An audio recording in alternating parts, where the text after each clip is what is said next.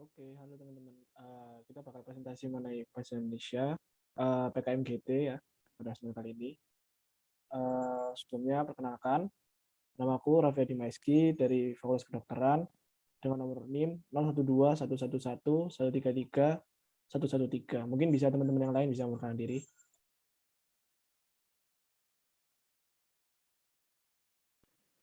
Baik, perkenalkan saya Ainun Alberto Bimeka dari Fakultas Kedokteran dengan nomor NIM 012111133195. Selanjutnya saya, Devrina Lintas Jorini dari Fakultas Kesehatan Masyarakat dengan NIM 1021111233006. Selanjutnya saya perkenalkan, nama saya Sofa Enesa Hidayat dari Fakultas Kedokteran dengan NIM 012111133191. Perkenalkan, saya Feliana Wahyu Patnawijaya dari Fakultas Ekonomi dan Bisnis dengan NIM 042111133152. Baik, kemudian akan dilanjutkan dengan presentasi dari kelompok kami, yaitu mengenai solusi dari penanggulangan banjir yang ada di daerah di Indonesia, yaitu Jakarta. Mungkin bisa di-share screen.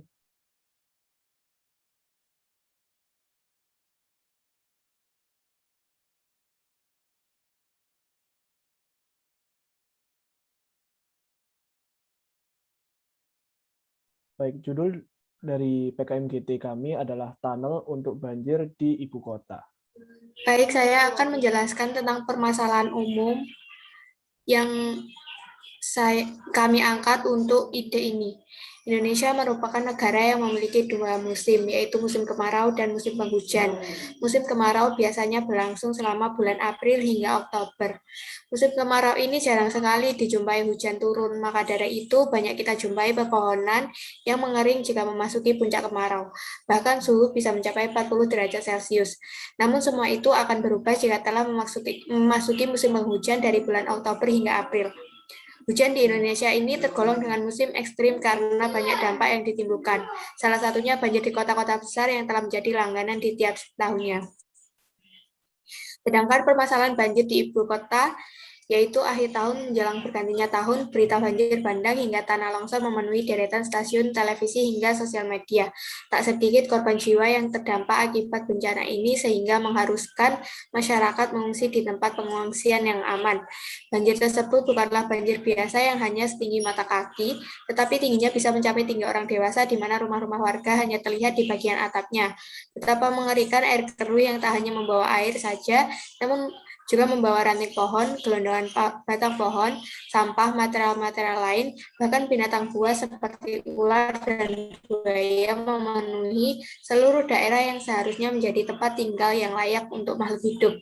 Tidak hanya mengakibatkan rusaknya sarana prasarana, namun juga dapat menimbulkan pencemaran lingkungan. Selanjutnya bisa dijelaskan.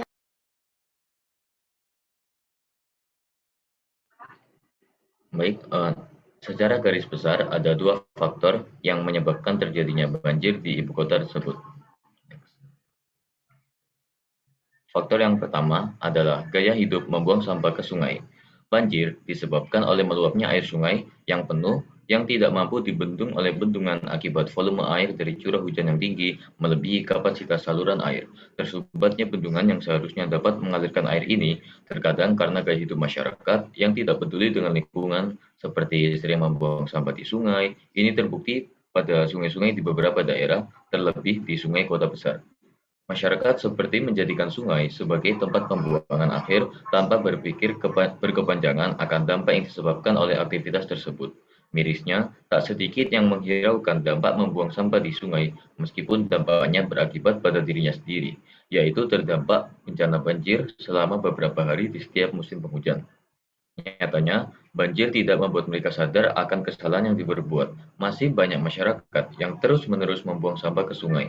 Alih-alih menyadari gaya hidup yang tak bagus, mereka malah menimpakan kesalahan terhadap pemerintah yang dianggap tidak becus menangani banjir serta kurangnya dalam meningkatkan kualitas saluran air. Baik, saya akan melanjutkan presentasi faktor yang menyebabkan banjir. Faktor yang kedua itu adalah karena kurangnya lahan resapan air. Kurangnya lahan atau daerah penyerapan air juga bisa menimbulkan banjir di musim penghujan. Kurangnya lahan penyerapan air di kota besar dikarenakan karena banyaknya lahan yang sudah dipenuhi oleh gedung-gedung pencakar langit maupun pabrik industri. Bahkan di tepian sungai juga jarang ditemukan lahan yang luas untuk menyerap air. Semua telah dipenuhi oleh pemukiman warga yang padat sehingga setiap kali turun hujan, maka air dalam jumlah yang besar akan menggenang dan menjadi banjir. Selanjutnya akan diteruskan oleh teman saya. Kemudian mengenai urgensi dari penelitian ini. Yang pertama adalah menciptakan inovasi baru penanganan banjir di kota besar yang efektif dan berjangka panjang. Karena tidak mungkin jika menunggu manusia yang sadar akan perilakunya membuang sampah di sungai. Itu sangat sulit dan mustahil akan berhasil. Jadi kami menemukan ide yaitu dengan menciptakan tempat untuk mengatasi permasalahan banjir. Yang kedua adalah menurunkan angka bencana banjir di ibu kota pada setiap tahunnya. Banjir di wilayah Jakarta dan sekitarnya pada tahun baru menyebabkan kerugian sementara yang diestimasikan melebihi kurang lebih yaitu 10 triliun rupiah. Menurut Bima Yudhistira, peneliti di Institute for Development of Economics and Finance (INDEF), tak hanya itu. Kerugian juga terjadi di sektor aktivitas ekonomi spesifik termasuk industri. Yang ketiga adalah meminimalisir angka kematian, kerusakan infrastruktur, dan pencemaran lingkungan akibat banjir. Jumlah korban jiwa akibat banjir dan longsor yang melanda Jakarta, Banten, dan Jawa Barat bertambah menjadi 60 orang, menurut Badan Nasional Penanggulangan Bencana. Sedangkan korban yang mengungsi bisa mencapai 187.000 orang. Kerugian yang paling dirasakan yaitu kerusakan dalam infrastruktur, baik itu rumah yang rusak ringan maupun yang berat, hingga infrastruktur Pemprov DKI yang juga terkena dampak. Ketika banjir telah surut, maka pencemaran lingkungan pun terjadi. Banyak sampah yang berserakan serta lumpur yang tak tahu dari mana asalnya. Hal itu dapat mengganggu aktivitas kehidupan serta mengganggu kesehatan bagi manusia. Oleh karena itu, ini adalah urgensi dari penelitian kita begitu.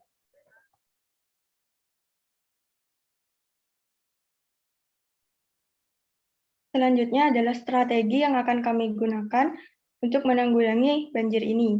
Yang pertama ada strategi umum, yaitu menciptakan inovasi baru untuk menangani banjir agar tidak berkelanjutan di tahun-tahun yang akan datang saat musim penghujan tiba. Selanjutnya adalah strategi khusus, yakni dengan membuat tunnel atau terowongan air seperti yang dilakukan oleh negara-negara maju dalam mengatasi permasalahan banjir akibat meluapnya air sungai. Tunnel dapat berupa tembusan di bawah tanah. Umumnya tertutup di seluruh sisi kecuali di kedua ujungnya yang terbuka pada lingkungan luar. Karena Indonesia merupakan negara yang kaya akan laut, maka tunnel ini direncanakan dapat dihubungkan langsung pada laut di utara kota Jakarta. Sehingga apabila terjadi luapan air sungai, maka air tersebut tidak meluap memenuhi pemukiman maupun jalan di kota. Namun, luapan air tersebut akan dialirkan ke laut melalui tunnel tersebut. Metode yang dapat digunakan untuk melihat keefektifan dalam rencana ini yaitu dengan menganalisis pelacakan limpasan banjir menggunakan metode hidrograf, satuan sintetik, dan memodelkan keadaan sungai di ibu kota sebelum dan sesudah adanya tunnel menggunakan software HECRAS. Sekian presentasi dari kelompok kami, kurang lebihnya mohon maaf. Wassalamualaikum warahmatullahi wabarakatuh.